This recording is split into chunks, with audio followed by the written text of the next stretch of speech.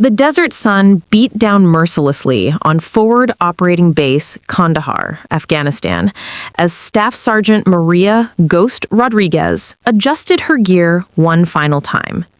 The year was 2012, and she had just received orders that would change everything. Assignment to the Elite Sniper Training Program. For 3 years, she had been pushing papers and running communications, watching her male counterparts get the assignments she desperately wanted. Today, that was supposed to change.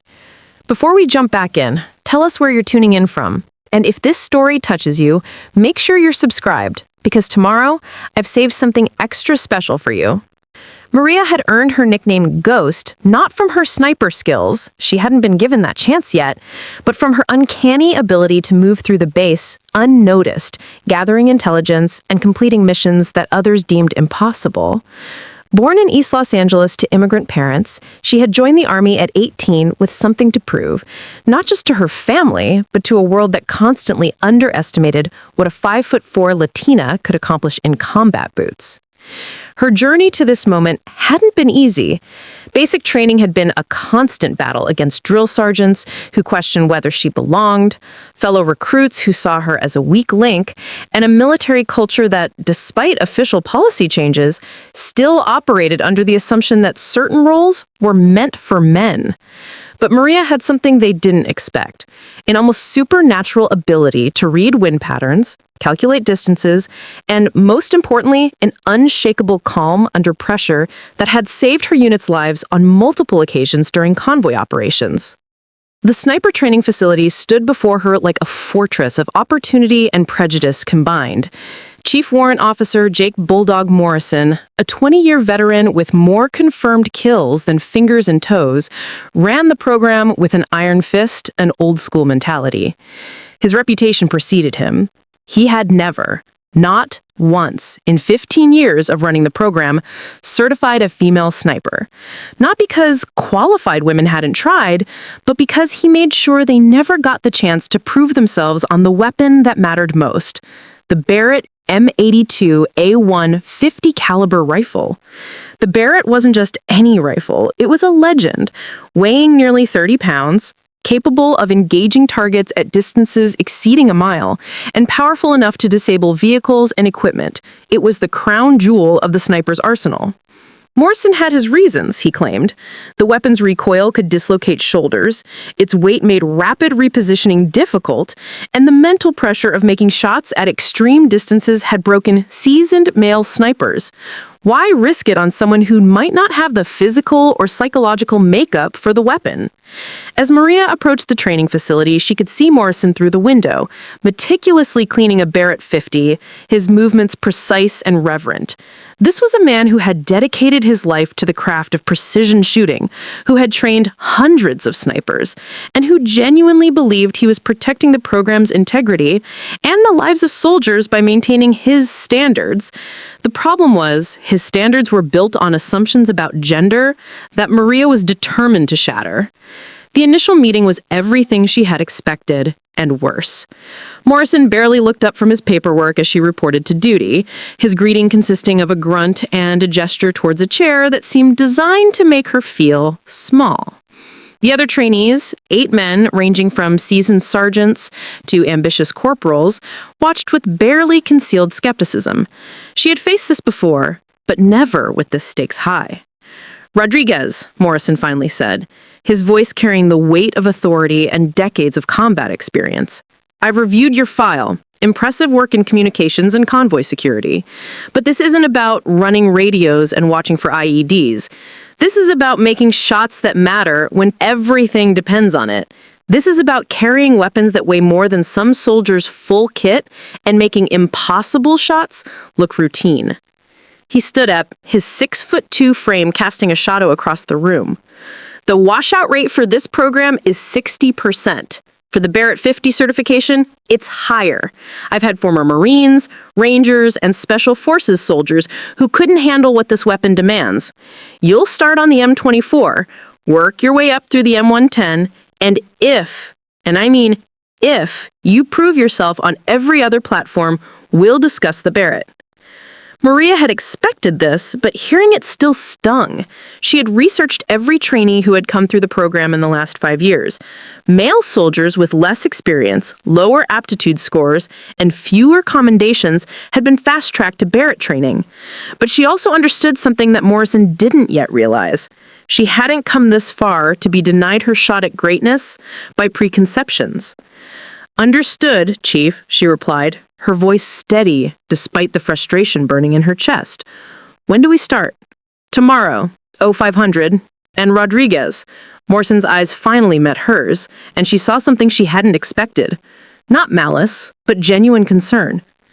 "This program will test everything you think you know about yourself. Don't take it personally when reality sets in." As she left the facility that evening, she felt the weight of expectations. Her own, her family's, and those of every woman who would come after her. The other trainees had already begun forming their cliques, sharing stories of previous deployments and speculating about who would make it through the first week. She walked alone to her quarters, knowing that tomorrow would begin the most challenging chapter of her military career. One that would either prove her worth or confirm Morrison's prejudices. But Maria had learned something in her years of service. Sometimes the biggest battles aren't fought against the enemy in front of you, but against the assumptions and limitations that others try to impose. Tomorrow, she would begin the fight for her right to earn the nickname that would define her legacy: Desert Thunder. The first week of sniper training was designed to break spirits and separate the determined from the desperate. Maria learned this lesson within hours of her first day as Chief Morrison put the trainees through a series of physical and mental challenges that went far beyond standard marksmanship. The program wasn't just about learning to shoot, it was about learning to think, to calculate, to remain calm when everything around you was chaos. Day 1 began before dawn with a 12-mile ruck march carrying full gear, plus ammunition, water, and training weapons. While the other trainees had worked together during the previous evening to form partnerships and support systems, Maria found herself isolated, neither rejected nor accepted, simply ignored. This suited her fine. She had learned long ago that depending on others for motivation was a luxury she couldn't afford. Sergeant First Class Tommy Chin, a wiry former ranger from Seattle, had initially tried to include her in the group dynamic, but the cold reception from the others made it clear that Maria would need to prove herself before earning any camaraderie. Specialist David Tank Thompson, a massive former linebacker from Texas, had made several comments about diversity quotas that didn't require interpretation. Staff Sergeant Mike Kowalski, a veteran of 3 deployments, simply acted as if she didn't exist, which somehow felt worse than open hostility. The physical challenges were demanding but manageable for Maria. Years of maintaining peak fitness and her naturally compact, efficient build actually gave her advantages during long movements and stability exercises. Where some of the larger trainees struggled with endurance, she maintained consistent performance. Where others fought against their equipment, she moved with practiced efficiency. But it was the mental challenges that separated the competent from the exceptional, and it was here that Maria began to distinguish herself in ways that made Morrison take notice, even if he wasn't ready to admit it.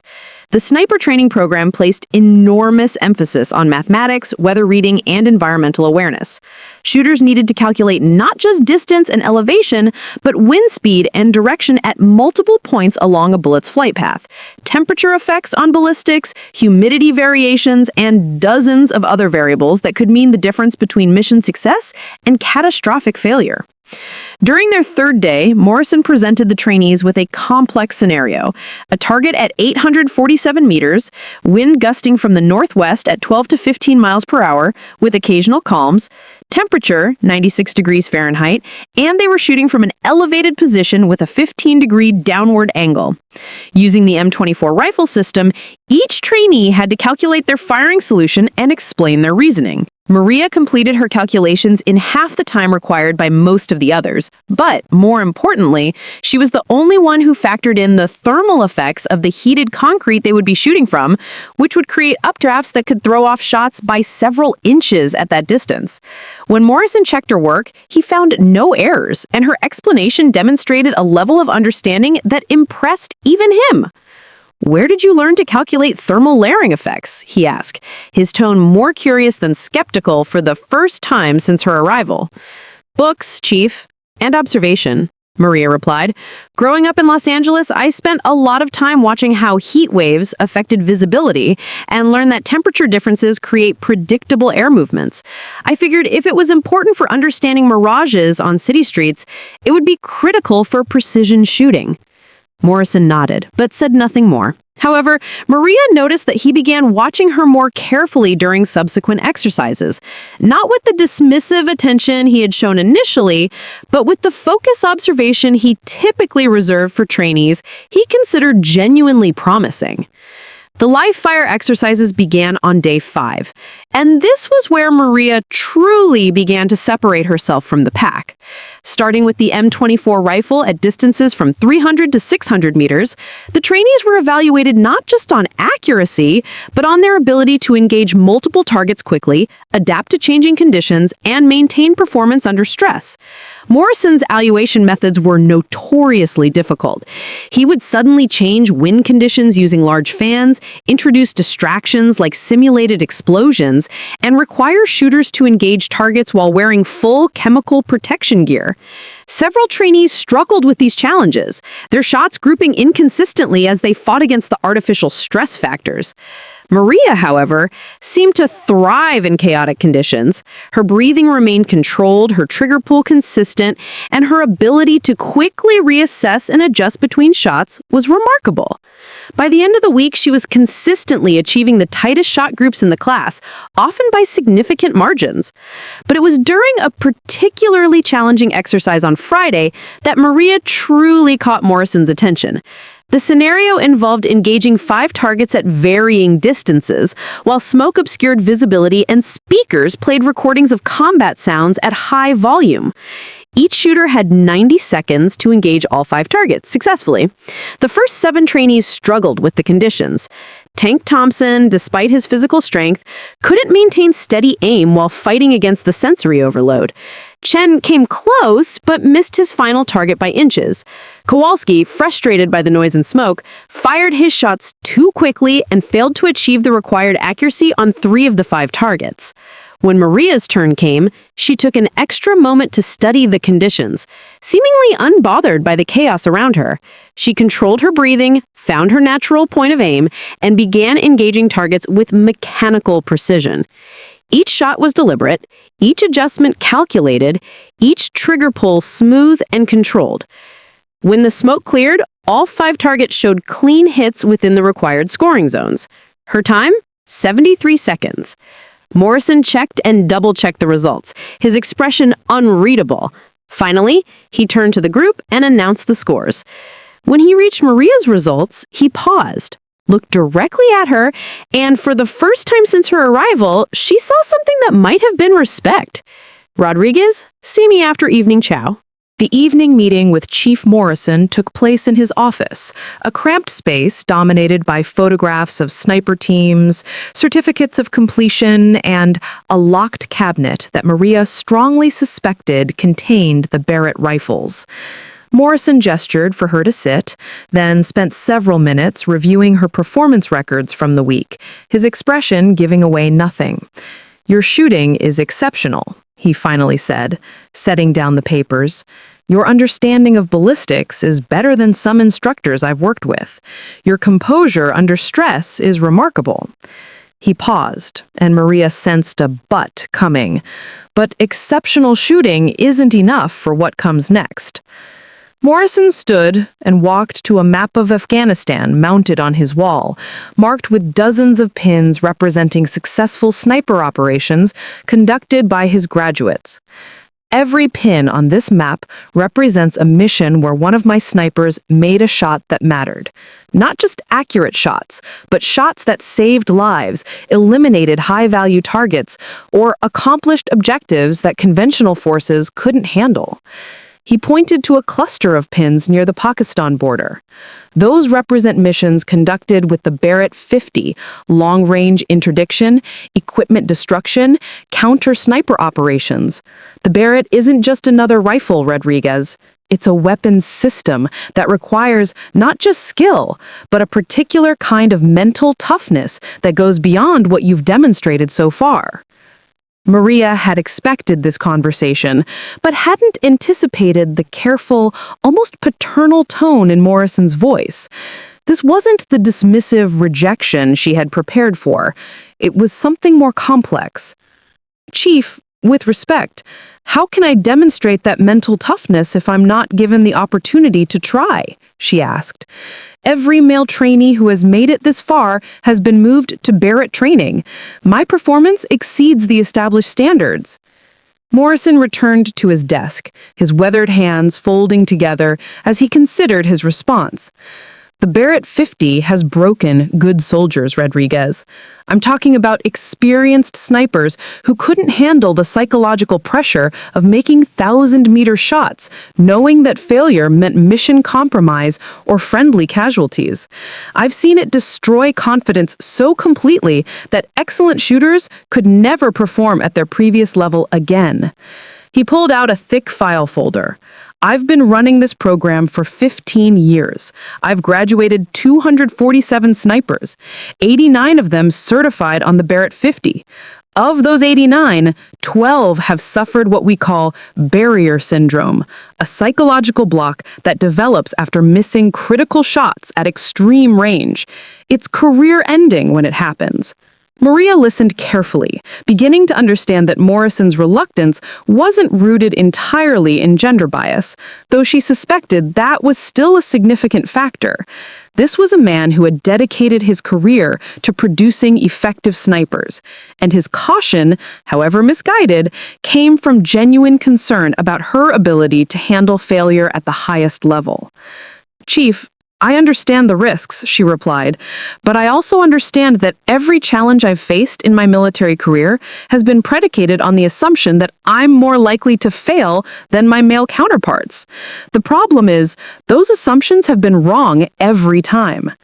She leaned forward slightly, her voice gaining intensity. "I didn't come this far to play it safe. I didn't join the army to be protected from challenges. I came here to be the best sniper I can be, and that means being qualified on every weapon system in your program." Morrison was quiet for a long moment, studying her with the same intensity he brought to evaluating long-range shots. Finally, he opened another drawer and pulled out a different file, one that Maria realized contained records of every trainee who had attempted Barrett certification in the past 5 years. "Tell me about your worst day in the Army," he said suddenly. "Not your most dangerous day or your most challenging day, your worst day. The day when you failed at something that mattered." The question caught Maria off guard, but she knew immediately which day he meant. "Patrol Base Wilson, 18 months ago. I was running communications for a convoy escort mission. Intelligence indicated possible IED placement along our primary route, so I recommended we take an alternate path that would add 20 minutes to our transit time." She paused, the memory still painful. "The lieutenant in charge decided that 20 minutes was too long, that we needed to stick to schedule. I should have pushed harder, should have found a way to make him understand the threat level. We took the original route." Morrison nodded, encouraging her to continue. "The IED detonated under the third vehicle. 2 soldiers died, 4 more were seriously wounded, all because I couldn't effectively communicate the level of risk I knew existed.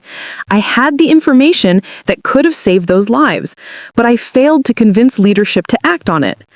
"And what did you learn from that failure?" Morrison asked. "That knowledge without influence is worthless. That being right isn't enough if you can't get others to trust your judgment.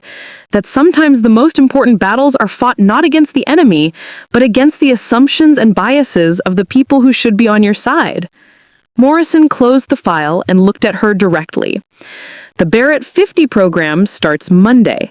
You'll be working with Sergeant First Class Martinez, who's visiting from Fort Benning to conduct advanced certification training.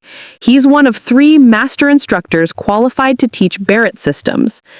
Maria felt her heart skip but kept her expression neutral. "Thank you, Chief." Don't thank me yet, Morrison warned. Martinez doesn't know you're coming, and he's got his own opinions about women in sniper roles. Plus, you'll be training alongside Staff Sergeant Williams, who's here for recertification after a deployment injury. Williams holds the base record for longest confirmed kill with the Barrett 50, 1,247 meters. You'll be compared to that standard from day one. As Maria left Morrison's office, she felt the weight of opportunity and expectation settling on her shoulders. Monday would begin the real test, the challenge that would either earn her the respect she had worked for or confirm every doubt that had been raised about her capabilities. But for the first time since arriving at the sniper program, she felt like she was being given a genuine chance to prove herself on equal terms. Preparing and narrating the story took us a lot of time, so if you're enjoying it, subscribe to our channel. It means a lot to us. Now back to the story. Monday morning arrived with the kind of oppressive heat that made every piece of metal too hot to touch and every breath feel like swallowing sand. Maria reported to the advanced training range at 0445, 30 minutes early, carrying her gear and a mixture of anticipation and anxiety that she hadn't felt since her first day of basic training. Sergeant First Class Carlos Martinez was already there, methodically laying out Barrett rifles on shooting mats with the reverence of a priest preparing sacraments. At 42, Martinez was a legend in sniper circles. A former 1st Battalion, 75th Ranger Regiment sniper with more than 60 confirmed kills and a reputation for producing some of the military's most elite long-range shooters. His presence at Forward Operating Base Kandahar was part of a program to standardize advanced sniper training across all forward positions. Martinez looked up as Maria approached, his dark eyes taking in her appearance with professional assessment. Unlike Morrison's initial skepticism, Martinez's expression was neutral, almost curious. He had heard about the female trainee who had been cleared for barrack training, and his philosophy was simple. Performance spoke louder than prejudice. "Rodriguez," he said, extending a calloused hand, "I've reviewed your file. Impressive work on the M24 and M110 systems. The Barrett is a different animal entirely. Are you ready for that conversation?" Before Maria could respond, Staff Sergeant David Williams arrived, moving with the careful gait of someone still recovering from significant injuries. Williams was a sniper legend, a soft-spoken soldier from Montana who had earned his reputation during multiple deployments in Iraq and Afghanistan. The IED blast that had ended his last deployment had left him with partial hearing loss and chronic pain, but his shooting skills remained undiminished. Williams nodded to Maria with professional courtesy, neither welcoming nor dismissive. "Heard you're here for Barrett certification," he said simply. "Good luck." It's not about luck, but everyone needs some. Martinez began the day with an hour of classroom instruction that was unlike anything Maria had experienced in previous weapons training. The Barrett M82A1 wasn't just a rifle. It was a precision instrument capable of engaging targets at distances that pushed the boundaries of human capability and environmental predictability. Every aspect of the weapon system was designed for maximum effectiveness at extreme range, but that capability came with complexity that demanded absolute mastery. The Barrett fires a .5 caliber round that weighs 647 grains and travels at approximately 2,800 feet per second. At 1,000 meters, that round is still carrying more energy than most assault rifles deliver at the muzzle. But energy without precision is worthless. He pulled up environmental data from recent successful Barrett engagements, showing how factors like altitude, humidity, temperature, and even the Coriolis effect, the rotation of the Earth, became critical variables at extreme distances. At 1,200 meters, a 5-degree temperature difference can move your point of impact by 8 inches. A wind call that's off by 2 miles per hour can mean the difference between a center mass hit and a complete miss. Maria absorbed every detail, taking notes and asking questions that demonstrated her growing understanding of the weapon's complexity. Williams, despite his reserved demeanor, began offering additional insights based on his combat experience, describing scenarios where environmental calculations had made the difference between mission success and failure. The first live fire exercise was humbling in ways that Maria hadn't expected. The Barrett's recoil, despite the rifle's advanced muzzle brake and recoil absorption system, was unlike anything she had experienced with other weapon systems. The weapon's report was so loud that it seemed to shake the ground, and the blast pressure was intense enough to disturb dust and debris in a wide radius around the firing position. But it was the psychological impact of shooting at such extreme distances that proved most challenging. Standing behind the Barrett looking through the scope at a target 800 meters away, a distance that seemed impossibly far for precise shooting, Maria felt a moment of doubt that she had never experienced with other weapon systems. Martinez, observing her carefully, recognized the moment. Every shooter experiences target anxiety the first time they get behind the Barrett. The distances seem impossible, the variables feel overwhelming, and suddenly you're questioning everything you know about shooting. That's normal. The question is how you respond to that doubt. Maria's first shot missed the target entirely, the round impacting somewhere in the desert sand beyond the 800-meter berm. Her second shot was closer, but still off the target. By her fifth shot, she was beginning to adjust to the weapon's characteristics, but her shooting was inconsistent and frustrating. Williams, shooting alongside her, was demonstrating the level of precision that had made him famous. His first 3 shots at 800 meters formed a group that could be covered by a dinner plate. Remarkable accuracy for any rifle, extraordinary for the ranges and conditions they were working in. "Don't think about the distance," Williams advised during a break between shooting strings. "Don't think about the weapon's reputation or your performance relative to others. Just focus on the fundamentals you already know and trust your training." Martinez added his own perspective. The Barrett amplifies everything: your skills, your mistakes, your mental state. If you're tense, it shows. If you're forcing shots, it shows. If you're trying to prove something instead of just shooting, it shows. The rifle is honest in ways that can be uncomfortable. As the day progressed, Maria began to understand what they meant. The Barrett demanded a level of mental discipline that went beyond traditional marksmanship. Every shot required complete focus, absolute trust in her calculations, and the confidence to commit fully to her firing solution despite the intimidating distances involved. By the end of the first day, she had achieved consistent hits on targets at 600 and 800 meters, but her groups were still larger than the standards required for certification. More importantly, she was beginning to develop the mental framework necessary for extreme long-range shooting, the ability to remain calm and analytical, even when the stakes and distances were unlike anything she had previously experienced. That evening, as she cleaned her gear and reviewed the day's performance data, Maria realized that earning her Barrett certification would require more than just adapting to a new weapon system. It would require becoming a different kind of shooter entirely. The second week of Barrett training introduced Maria to the weapon's true purpose, engaging targets at distances that challenged every assumption about what was possible with small arms fire. Martinez began the week by taking both trainees to the extended range, where targets were positioned at 1,000, 1,200, and 1,400 meters, distances that looked more like map references than shooting ranges. Combat sniping isn't about shooting paper targets in controlled conditions, Martinez explained as they set up their positions. It's about making shots that matter when conditions are terrible, information is incomplete, and failure means mission compromise. At these distances, you're not just shooting, you're conducting ballistic engineering in real time. The mathematical complexity of extreme long-range shooting was staggering. Maria found herself calculating not just wind speed and direction at her firing position, but estimating wind conditions at multiple points along the bullet's flight path.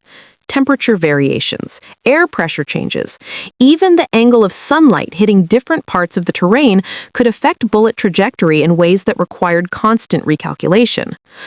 Williams proved to be an invaluable mentor, sharing techniques for reading environmental conditions that weren't taught in any manual. "Watch the grass, the dust, the way heat shimmers move," he instructed. "Every piece of the environment is giving you information if you know how to read it. The key is learning to trust what you observe, even when it contradicts what you think you know." During her first attempt at the 1,000-meter target, Maria's shot missed by nearly 2 feet. The distance was so great that she couldn't even see where the bullet had impacted through her scope. Martinez, spotting through high-powered binoculars, called out corrections that seemed impossibly precise. 2 minutes left, 1 minute up. Wind call was light by 3 miles per hour. The feedback loop at such extreme distances was unlike anything from her previous training. Each shot represented significant time investment, calculating firing solutions, adjusting position, controlling breathing, and executing the shot. But the learning from each miss was invaluable if she could correctly interpret what had gone wrong. It was during her third day of 1,000-meter training that Maria began to understand why Morrison had been so cautious about her readiness for Barrett certification.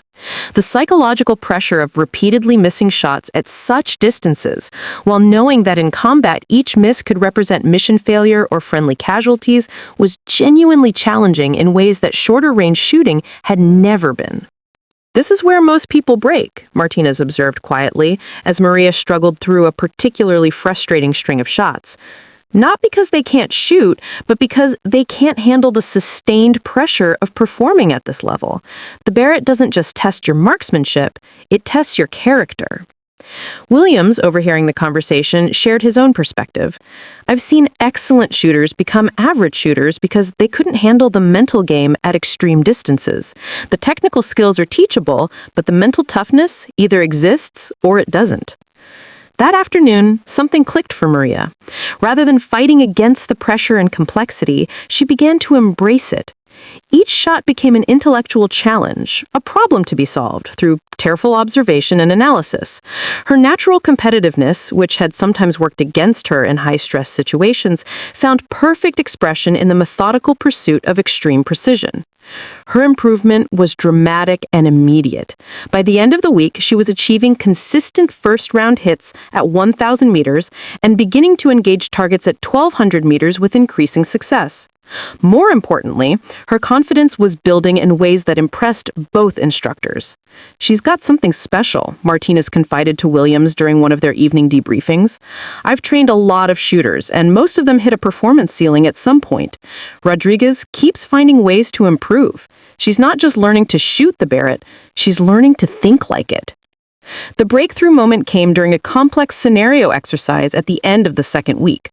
Martinez had designed a training situation that simulated combat conditions, multiple targets at varying distances, limited time for engagement, environmental conditions that changed during the exercise, and stress factors designed to test decision-making under pressure. The scenario involved engaging 5 targets placed between 800 and 1,300 meters, with each target representing a different tactical challenge. Target 1 was a standard center mass shot at 800 meters. Target 2 was a smaller precision target at 1,000 meters that required hitting a specific zone. Target 3 was positioned at 1,200 meters with partial concealment. Target 4 was at 1,100 meters but required shooting through a narrow gap between obstacles. Target 5 was the most challenging, a precision shot at 1,300 meters that had to be completed within a specific time window. Williams completed the exercise with his characteristic precision, achieving hits on all 5 targets with time to spare. His shooting was textbook perfect, demonstrating the level of skill that had made him legendary among his peers. When Maria's turn came, she approached the exercise with methodical calm that surprised both instructors. Instead of rushing to engage targets in order, she spent extra time analyzing the environmental conditions and planning her engagement sequence to minimize the impact of changing light and wind conditions. Her first shot at the 800-meter target was a perfect center hit. Her second shot at 1,000 meters achieved the required precision despite challenging wind conditions.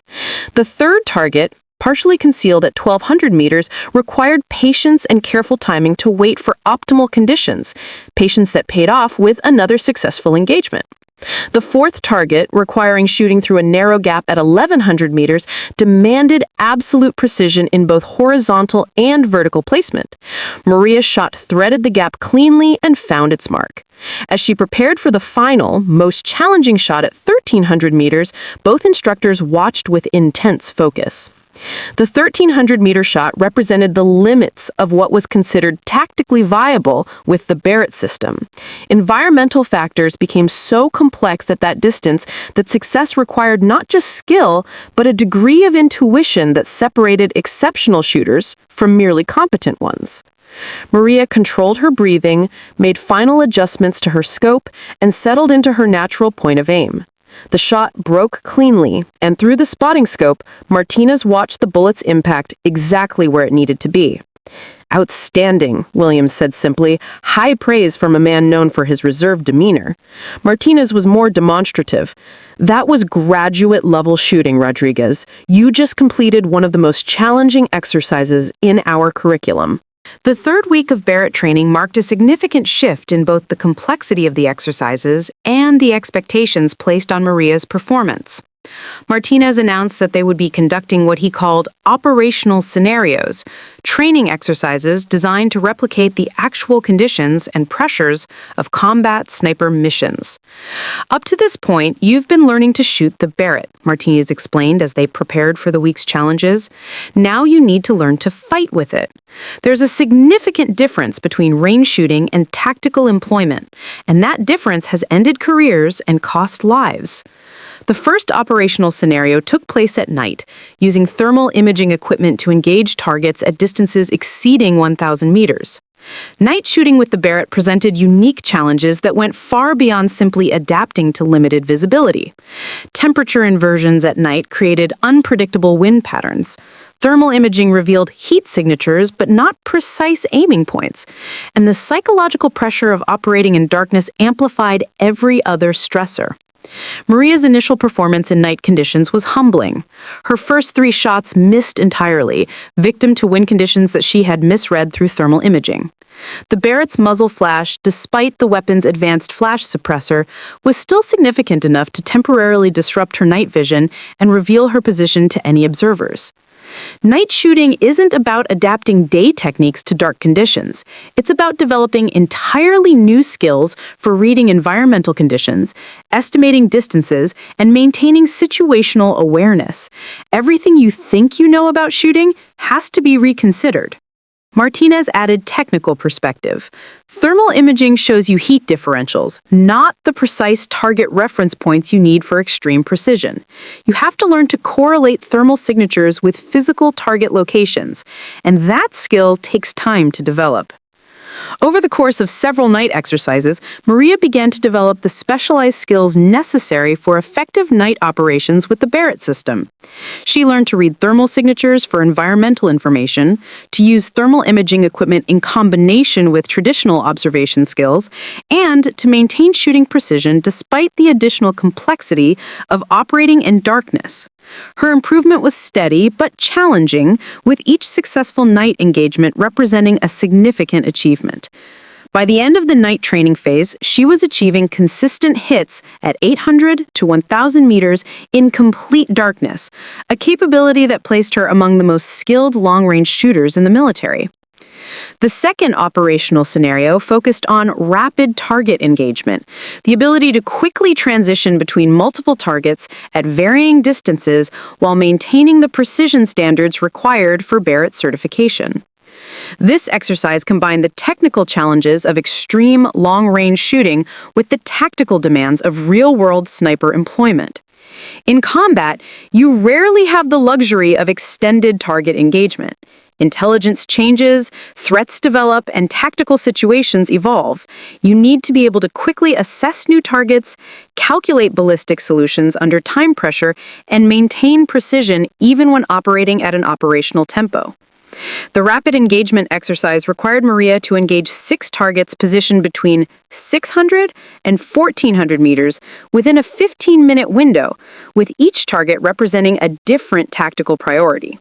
Success required not just accurate shooting, but effective time management, rapid ballistic calculations, and the ability to maintain composure despite artificial time pressure.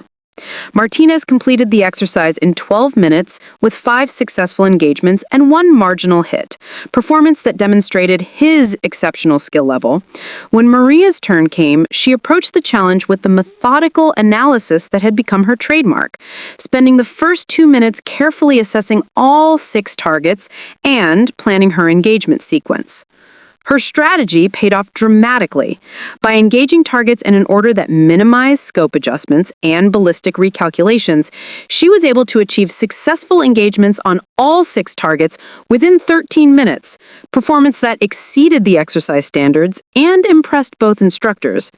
Exceptional tactical thinking, Martinez observed. You didn't just complete the exercise, you optimized it. That's the difference between following procedures and truly understanding the operational employment of the weapon system. The final operational scenario of the week was the most challenging yet, a stress fire exercise designed to test performance under simulated combat conditions. The exercise combined extreme distances, time pressure, environmental stressors, and psychological pressure in ways designed to replicate the most demanding aspects of combat sniper employment. Maria would be required to engage targets at 1,200 and 1,400 meters while dealing with simulated enemy fire, artificial distractions, and a scenario that required her to make tactical decisions about target priority and engagement timing. Success required not just technical shooting skills, but the ability to maintain analytical thinking and precise execution under extreme stress. As she prepared for the exercise, Maria reflected on how far she had progressed since her first day with the Barrett system. The weapon that had initially seemed impossibly complex had become an extension of her analytical capabilities, and the distances that had once seemed unrealistic had become routine challenges to be solved through careful observation and calculation. The stress fire exercise began with simulated artillery impacts and small arms fire designed to create psychological pressure without actual danger. Maria settled into her shooting position, controlled her breathing, and began the process of engaging targets under conditions designed to break concentration and degrade performance.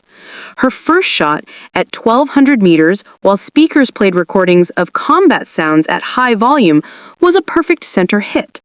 Her second shot at 1,400 meters, while dealing with simulated smoke and dust, required patience and careful timing, but ultimately found its mark with precision that surprised even her instructors.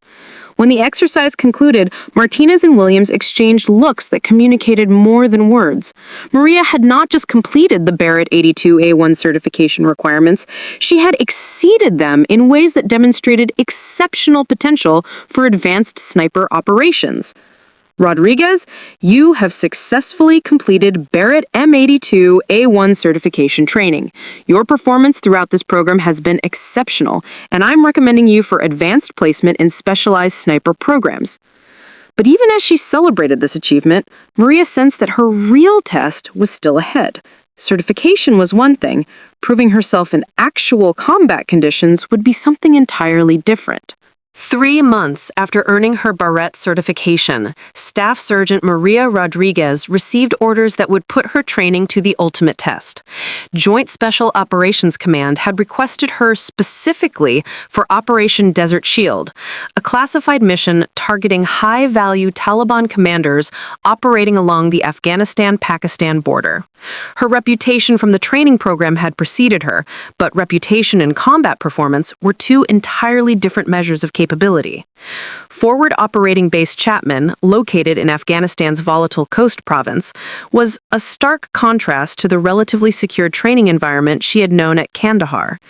Chapman was a combat outpost in the truest sense, surrounded by hostile territory, subject to regular mortar attacks, and serving as the launching point for some of the most dangerous missions in the theater of operations. Maria's new team was led by Captain James Reaper Sullivan, a veteran Special Forces officer with 4 deployments and a reputation for successful high-risk operations. Sullivan's initial briefing was characteristically direct. Rodriguez, I requested you specifically based on Martinez's recommendation and your training scores.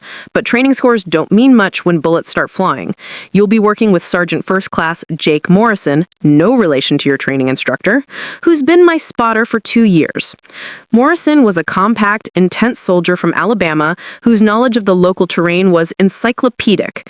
He had conducted more than 40 sniper missions in the region and possessed the kind of tactical awareness that kept teams alive in environments where a single mistake could be fatal. His initial assessment of Maria was professional but reserved. He had worked with many snipers, but never with a woman in the extreme long-range role. Their first mission together was a reconnaissance operation designed to establish overwatch positions for a larger special operations raid on a Taliban command compound. The target area was located in mountainous terrain that offered excellent fields of fire for long-range engagement, but also presented significant challenges in terms of approach, concealment, and extraction. The movement to the target area took place over 2 nights, with Maria and Morrison carrying full combat loads, plus the Barrett system and enough ammunition to sustain extended operations. The physical demands of mountain operations with heavy equipment were significant, but Maria's years of conditioning and her experience with the Barrett's weight had prepared her for the challenges. Their assigned position was a ridgeline approximately 1,800 meters from the target compound, a distance that pushed the Barrett system to its maximum effective range, but provided the tactical advantages of concealment and multiple egress routes. Setting up the position required careful attention to camouflage, field of fire considerations, and communication requirements. At this distance, everything matters, Morrison explained as they established their hide site. Wind conditions, temperature changes, even minor errors in range estimation can mean the difference between mission success and complete failure. Plus, we're dealing with altitude effects that weren't factors in your training environment. The elevation at their position was nearly 8,000 feet above sea level, which significantly affected both ballistic performance and human physiology. The thinner air meant reduced bullet drag and flatter trajectories, but it also meant different wind patterns and potential impacts on Maria's ability to maintain concentration during extended periods of observation. As they settled into their position for what would potentially be several days of surveillance, Maria began to appreciate the fundamental differences between training environments and actual combat operations. The psychological pressure was entirely different, not the artificial stress of training exercises, but the genuine knowledge that their observations and potential shots would directly impact the success of a mission involving dozens of friendly forces. Their first day in position passed without significant contact, but Maria and Morrison used the time to refine their understanding of the target area, identify potential engagement opportunities, and coordinate with the assault teams that would be conducting the primary mission. The Barrett was positioned and zeroed for multiple engagement distances, with range cards prepared for every significant target area within the weapon's effective envelope. The second day brought their first real test. Intelligence reports indicated that a high-value target, a Taliban commander responsible for coordinating attacks against coalition forces, was expected to visit the compound. If the opportunity presented itself, Maria and Morrison were authorized to engage, but only if they could guarantee a clean shot that wouldn't compromise the larger mission. At approximately 1400 hours, surveillance assets confirmed the arrival of the target. Through their high-powered spotting scope, Morrison could see individuals moving within the compound, but the distance and heat shimmer made positive identification challenging. This was exactly the kind of scenario that separated theoretical training from practical application. Target acquired, Morrison whispered into his radio. Male, military age, northeastern building, second floor window. Range 1,847 meters. Wind from the northwest at 8 to 12 miles per hour with gusts to 15. Maria settled behind the Barrett, her breathing controlled and her mind automatically beginning the complex calculations required for the shot. At nearly 1,900 meters, this would be among the longest shots attempted by any sniper in the theater of operations, requiring absolute precision in every aspect of the engagement. The environmental conditions were challenging but manageable. The afternoon sun created thermal effects that would influence bullet trajectory, the wind was gusty and variable, and the extreme distance meant that even minor errors in calculation could result in misses measured in feet rather than inches. Through her scope, Maria could see the target moving within the building, occasionally appearing at windows that would provide brief engagement opportunities. The shot would have to be timed perfectly, coordinated with Morrison's spotting, and executed with confidence that accepted no margin for error. "Control, this is Overwatch." Morrison radioed, "Request permission to engage high-value target at extreme range." The response came back in seconds. "Overwatch, you are cleared to engage. Mission success depends on target elimination." Maria felt her heart rate slow as she entered the mental state that had been developed through months of training with the Barrett system. This was the moment that would define not just her career, but her identity as a sniper. Everything she had worked for, every challenge she had overcome, every doubt she had proven wrong, came down to this single shot across nearly 1,900 meters of hostile territory. The shot that would earn Maria Rodriguez the nickname Desert Thunder required more than just technical precision. It demanded a level of mental clarity and tactical judgment that few snipers ever achieved. As she settled behind the Barrett, with Morrison providing detailed environmental information through his spotting scope, Maria entered a state of focused calm that blocked out everything except the essential elements of the engagement. "Wind is shifting," Morrison whispered, his voice barely audible. "Now reading 10 to 14 miles per hour, still northwest, but more westerly component. Temperature holding steady at 96 degrees. Target is mobile but following a pattern, appearing at the window approximately every 40 seconds for 12 to 15 seconds each time." Maria absorbed this information while making the complex calculations required for the shot. At 1,847 meters, the bullet would be in flight for approximately 2.3 seconds, during which time environmental factors would influence its path in ways that required precise prediction. The altitude, air pressure, humidity, and temperature all affected trajectory, while the gusty wind conditions demanded careful timing to coincide with momentary calm periods. Through her scope, she could see the target building clearly, but the extreme distance made individual identification challenging. She had to trust Morrison's assessment and coordination while maintaining absolute confidence in her firing solution. This was the essence of the sniper team concept, shared responsibility for mission success based on complementary skills and absolute trust. "Target visible," Morrison announced softly. "Northeast window, second floor. Clear shot, no obstructions, estimate 12 seconds of opportunity." Maria had already settled into her natural point of aim and controlled her breathing. Her finger found the Barrett's trigger, applying steady rearward pressure, while her mind made final adjustments based on Morrison's wind call and her own observations of environmental conditions. The shot had to be perfect, not just accurate, but perfectly timed to coincide with the target's brief appearance.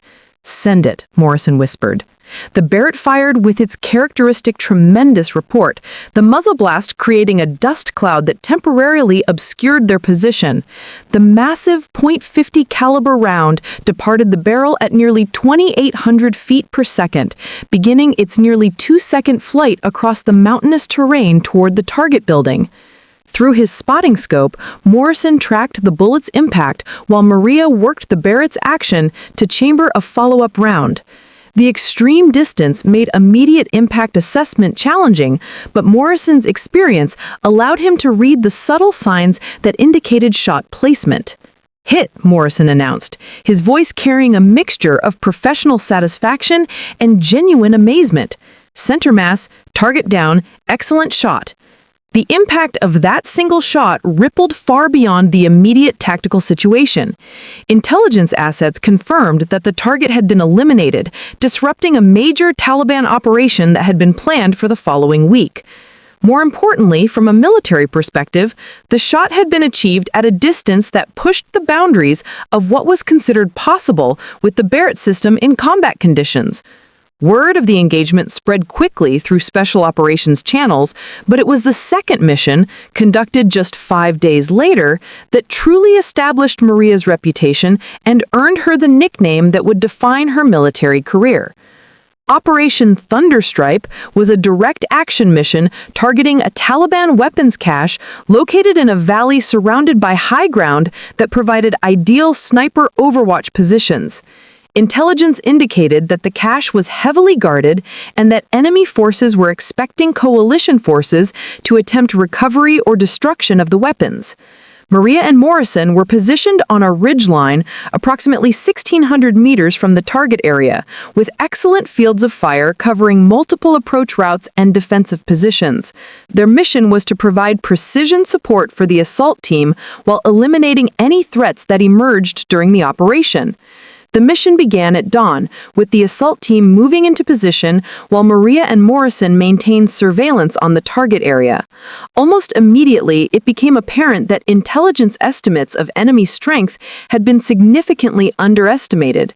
Instead of the expected 15 to 20 defenders, the valley contained more than 40 Taliban fighters in well-prepared positions. Control, this is Overwatch. Enemy strength significantly higher than briefed, counting at least 4 crew-served weapons and defensive positions that weren't identified in mission planning. The assault team leader made the tactical decision to proceed with the mission despite the increased threat level, relying on Maria's precision fire to neutralize key defensive positions before the main assault commenced. This placed enormous pressure on her performance. Mission success and the lives of friendly forces depended on her ability to eliminate multiple targets at extreme distances under combat conditions. Her first target was a machine gun position located 1,450 meters from her position, partially concealed behind rocky terrain that limited engagement opportunities. The shot required threading the bullet through a gap in the rocks no more than 18 inches wide, while accounting for the ballistic effects of shooting at a significant downward angle. The Barrett's report echoed across the valley as Maria's first shot eliminated the machine gun position with devastating precision. Before enemy forces could react and identify her location, she had shifted to a second target, another crew-served weapon position at 1,520 meters that was attempting to engage the advancing assault team. Her second shot was equally precise, silencing the defensive position, allowing the assault team to advance. But it was her third engagement that demonstrated capabilities that bordered on the impossible and earned her the nickname that would follow her throughout her career. As the assault team approached the primary target building, a Taliban fighter emerged from concealment and began moving toward a mortar position that could devastate the attacking forces. The target was moving rapidly across broken terrain at a distance of 1,680 meters, presenting an engagement challenge that would have been extremely difficult under controlled conditions and seemed nearly impossible in the chaos of active combat. Maria tracked the moving target through her scope, calculating lead time and trajectory while accounting for the target's erratic movement pattern. The shot would have to anticipate where the target would be when the bullet arrived while maintaining the precision necessary to achieve an immediate stop despite the extreme distance. The Barrett fired, and across the valley, the Taliban fighter dropped immediately. The precision of the shot, achieved against a moving target at such extreme distance, was so remarkable that even experienced special operations personnel were amazed. Jesus Christ, the assault team leader radioed. Overwatch, that was an impossible shot. Outstanding work. But Maria wasn't finished. Over the next 20 minutes, she eliminated 6 more targets at distances ranging from 1,200 to 1,750 meters, each shot precisely placed and devastatingly effective. Her performance was so dominant that enemy resistance collapsed, allowing the assault team to complete their mission with minimal casualties. The aftermath of Operation Thunderstrike marked a turning point in Maria's military career and her recognition within special operations communities. The precision and effectiveness of her long-range engagements had not only ensured mission success, but it demonstrated capabilities that challenged existing assumptions about what was possible with the Barrett system in combat conditions. Captain Sullivan's after-action report was unusually detailed in its praise. Staff Sergeant Rodriguez's performance during Thunderstrike represents the highest level of precision marksmanship I have observed in 4 deployments. Her ability to engage multiple targets at extreme distances while maintaining perfect accuracy under combat conditions is extraordinary. She eliminated 8 confirmed targets at ranges from 1,200 to 1,750 meters, including one moving target engagement that I would have considered impossible prior to witnessing it personally. But it was Sergeant First Class Morrison's informal assessment that would prove prophetic. She doesn't just shoot the Barrett, she makes it sing like thunder across the desert. Every shot sounds like a storm rolling in, and the enemy knows that when they hear it, someone isn't going home. The guys are starting to call her Desert Thunder, and I can't think of a better name. The nickname spread throughout Forward Operating Base Chapman within days, then beyond to other special operations units operating in the region. But Maria was about to face her most challenging mission yet, one that would test not just her marksmanship, but her ability to operate independently under the most extreme conditions imaginable. Operation Lone Eagle was conceived as a single sniper interdiction mission targeting a high-value Taliban commander who was coordinating attacks along a major supply route used by coalition forces. Intelligence indicated that the target would be traveling through a specific valley at a predetermined time, but the remote location and hostile terrain made conventional assault operations impractical. The mission called for Maria to infiltrate alone to an overwatch position more than 10 kilometers from the nearest friendly forces, maintain surveillance for up to 72 hours, and execute the interdiction shot when the opportunity presented itself.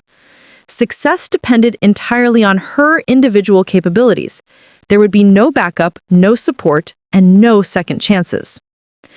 This is the kind of mission that creates legends or casualties, Captain Sullivan explained during the mission briefing.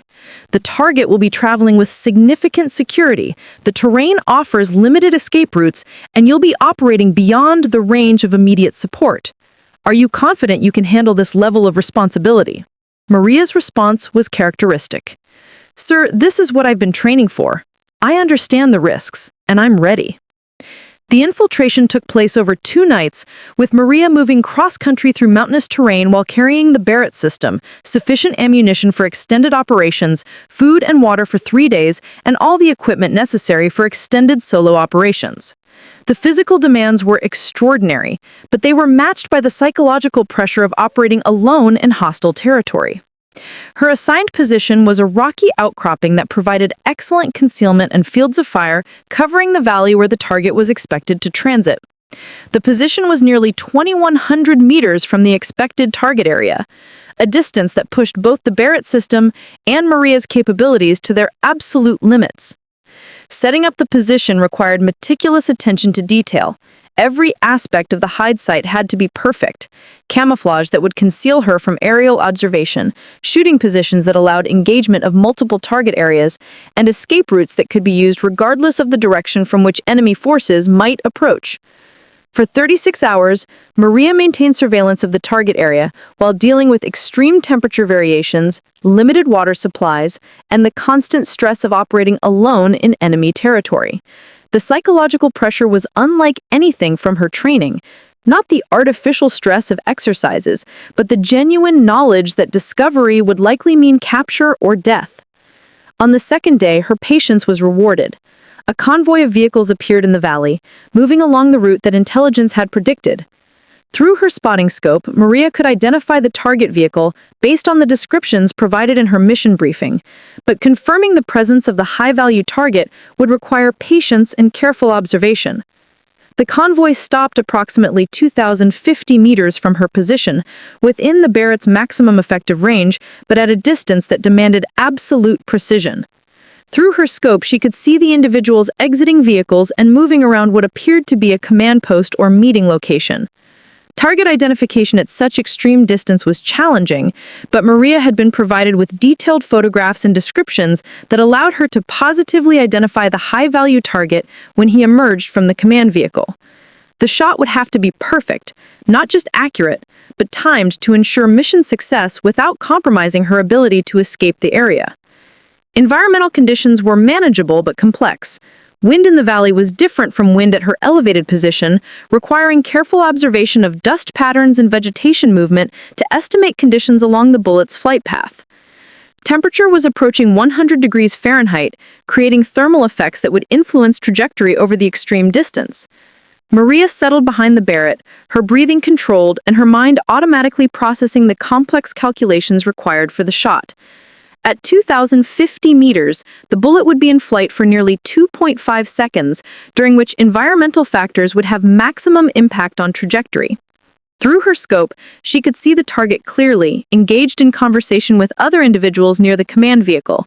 The engagement opportunity might last only seconds, requiring perfect timing and absolute confidence in her firing solution. She controlled her breathing, found her natural point of aim, and began the final preparations for what would be the longest confirmed kill shot of her military career, the shot that would cement her reputation as Desert Thunder and demonstrate capabilities that few snipers had ever achieved. The Barrett fired, its massive report echoing across the mountainous terrain like the thunder that had inspired her nickname. Across more than 2,000 meters of hostile territory, the .5 caliber round found its target with devastating precision. The successful completion of Operation Lone Eagle at a confirmed distance of 2,051 meters established Maria Rodriguez as one of the most capable long-range precision shooters in military history. The shot, executed under combat conditions while operating alone in enemy territory, represented not just exceptional marksmanship, but extraordinary tactical judgment and mental toughness. The immediate aftermath of the mission was chaotic. The sound of the Barrett's report had echoed across the valley, immediately alerting enemy forces to the presence of a sniper, while the elimination of their high-value target triggered an intensive search operation. Maria had anticipated this response and had planned her extraction route carefully, but executing that plan while carrying the heavy Barrett system through mountainous terrain required every bit of her physical conditioning and tactical training. Moving cross-country at night while avoiding enemy search parties, Maria covered more than 8 kilometers before reaching the predetermined extraction point where Captain Sullivan's team was waiting. Her successful escape was almost as remarkable as the shot itself, demonstrating that her capabilities extended far beyond pure marksmanship to encompass the full spectrum of special operations skills. Captain Sullivan's debriefing was unusually emotional for a seasoned Special Forces officer. What you accomplished today goes beyond exceptional marksmanship. You executed a mission that we weren't entirely sure was possible, and you did it with a level of professionalism and precision that I've never seen equaled. The nickname Desert Thunder isn't just about the sound your rifle makes, it's about the impact you have on every mission you're part of. Word of the 2,051-meter shot spread rapidly through special operations channels and eventually reached the highest levels of military command. The engagement was officially confirmed by multiple intelligence sources and became the subject of detailed tactical analysis designed to understand how such extreme long-range precision was possible under combat conditions. But for Maria, the recognition was secondary to the knowledge that her capabilities were finally being utilized to their full potential. The months of training with Chief Morrison, the intensive Barrett certification program with Martinez and Williams, and the progressive mission assignments had all led to this moment of complete validation. 3 weeks after Lone Eagle, Maria received orders for her most ambitious mission yet. Operation Desert Storm, a large-scale interdiction operation designed to disrupt a major Taliban offensive that intelligence indicated was being planned for the following month. Her role would be to provide long-range precision support for a multi-team special operations effort that would target Taliban command and control capabilities across a wide area of operations. The mission would require her to work with teams she had never operated with before, in terrain that was unfamiliar, against targets that represented some of the most dangerous and well-protected high-value individuals in the theater. Success would require not just her individual capabilities, but her ability to coordinate with other elements and provide precision fire support in a complex, fast-moving tactical environment. The planning phase for Desert Storm revealed the extent to which Maria's reputation had grown within special operations communities. Team leaders were specifically requesting her assignment to their areas of operation. Intelligence analysts were modifying target selection based on her proven capabilities, and mission planners were designing operations that incorporated extreme long-range precision fire as a primary tactical element. "You've become a strategic asset," Captain Sullivan explained during one of the planning sessions. "Missions are being designed around your capabilities, and commanders are making tactical decisions based on what they know you can accomplish. That's a level of responsibility that very few individual soldiers ever achieve." The pressure of such expectations might have been overwhelming, but Maria had learned to channel pressure into focus and use recognition as motivation rather than burden. Each successful mission had built her confidence and refined her understanding of her own capabilities, creating a positive feedback loop that continued to drive improvement. As Desert Storm approached, Maria found herself reflecting on the journey that had brought her to this point. From the initial rejection by Chief Morrison to the breakthrough moments in Barrett training, from her first combat engagement to the record-setting shot on Lone Eagle, every challenge had contributed to her development as both a sniper and a soldier. The other members of her expanded team for Desert Storm represented some of the most experienced and capable special operations personnel in the military. Working with such high-caliber professionals required her to maintain the standards she had established while adapting to new tactical environments and operational requirements. But perhaps most significantly, Maria had become a symbol of possibility for other women in combat roles. Her success had opened doors and challenged assumptions in ways that extended far beyond her individual achievements. Young female soldiers throughout the military were following her career and seeing possibilities that previous generations couldn't have imagined. The night before Desert Storm began, Maria performed her customary equipment check with the methodical attention to detail that had become her trademark.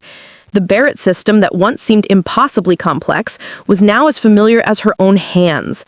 Every component, every adjustment, every capability was perfectly understood and completely trusted. As she prepared for what would be the most complex and challenging mission of her military career, Staff Sergeant Maria Desert Thunder Rodriguez embodied the transformation that was possible when talent was combined with opportunity, when determination overcame prejudice, and when exceptional individuals were given the chance to prove their worth on equal terms. Tomorrow would bring new challenges, new targets, and new opportunities to demonstrate that the nickname Desert Thunder wasn't just about the sound her rifle made when it fired. It was about the storm of capability and determination that she brought to every mission she undertook. The Barrett 50 that Chief Morrison had once refused to let her touch had become the instrument through which she had redefined what was possible for precision shooters in combat operations. The instructor who had doubted her capabilities was wrong, but more importantly, the system that had questioned whether women belonged in elite combat roles had been fundamentally changed by her extraordinary performance.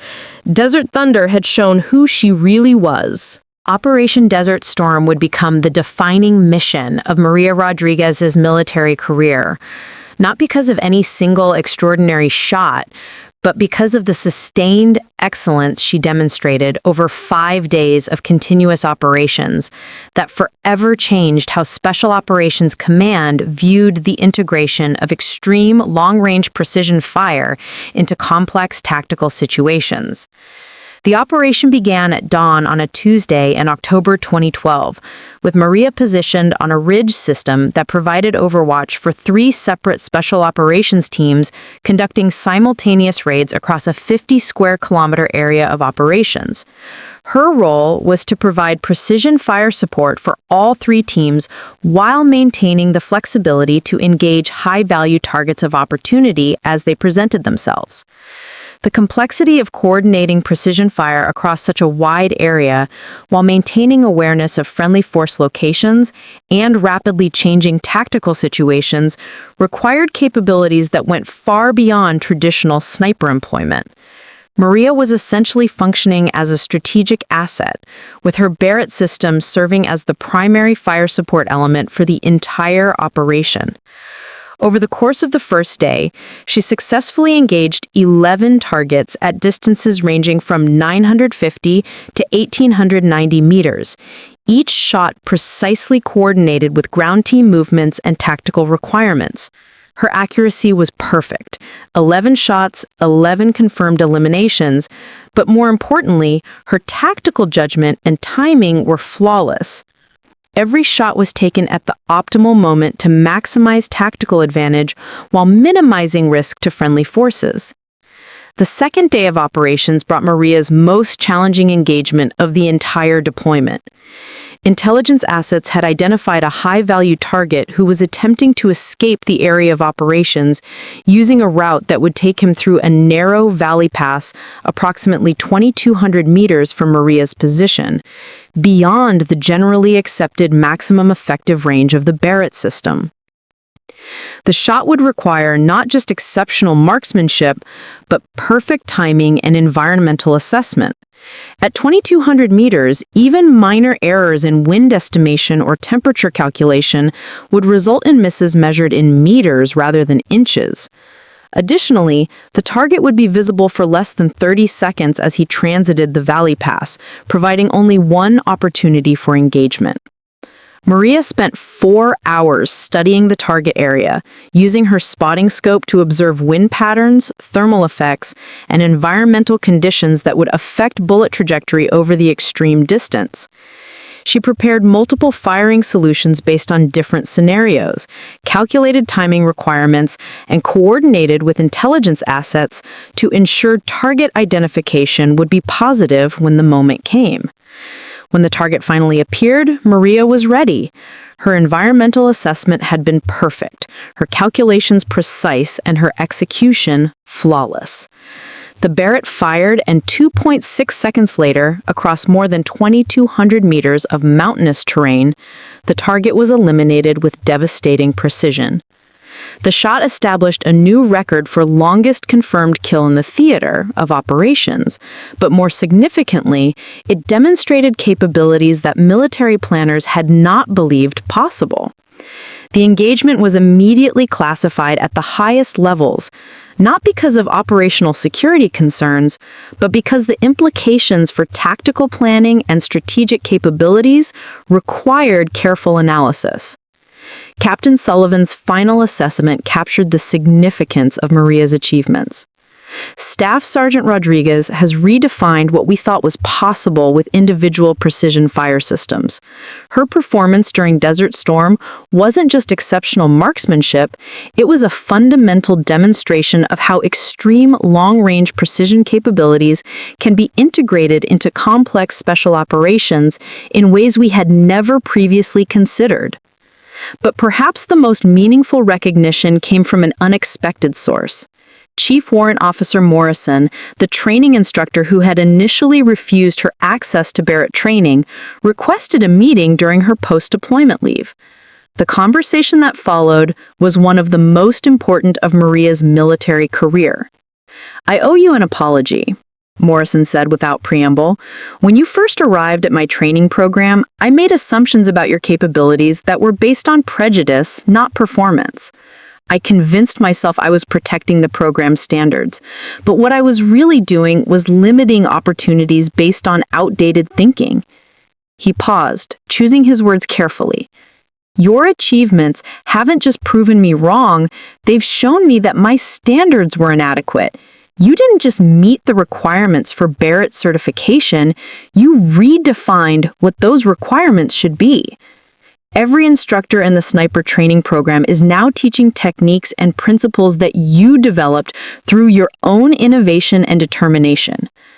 The meeting lasted 3 hours, during which Morrison asked detailed questions about Maria's tactical employment of the Barrett system, her methods for environmental assessment, and her approaches to extreme long-range precision shooting. By the end of the conversation, it was clear that the student had become the teacher.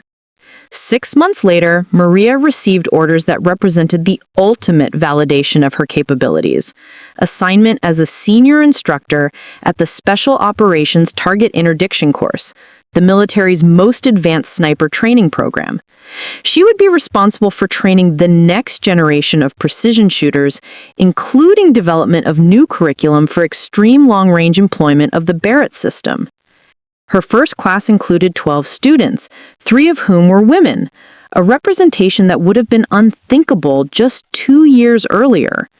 As she introduced herself to the new trainees, Maria reflected on the journey that had brought her to this moment. "My name is Staff Sergeant Rodriguez, but you'll probably hear me referred to as Desert Thunder," she began, her voice carrying the confidence that had been earned through extraordinary achievements under the most demanding conditions. "I'm here to teach you that the Barrett 5.0 isn't just a weapon system, it's a tool for achieving the impossible when precision, determination, and opportunity come together." Looking at the faces of her new students, Maria saw the same mixture of excitement, anxiety, and determination that she had felt during her first day of Barrett training. The difference was that these students, male and female alike, would have opportunities that she had been forced to fight for. The Barrett rifle that Chief Morrison had once deemed too challenging for her to handle had become the instrument through which she had transformed not just her own career, but the entire approach to long-range precision shooting in special operations. The instructor who had refused her the Barrett 5.0 had been wrong, but more importantly, the system had learned from that error and evolved. Staff Sergeant Maria Rodriguez, Desert Thunder, had shown who she really was, and in doing so, had opened doors for countless others who would follow in her footsteps. The thunder that echoed across the desert when she fired wasn't just the sound of her rifle, it was the sound of barriers breaking and possibilities expanding. Her legacy would be measured not just in the precision of her shots or the distance of her kills, but in the opportunities she had created for the next generation of warriors who would carry forward the standards she had established and the traditions she had begun. Up next, you've got 2 more standout stories right on your screen. If this one hit the mark, you won't want to pass these up. Just click and check them out. And don't forget to subscribe and turn on the notification bell so you don't miss any upload from us.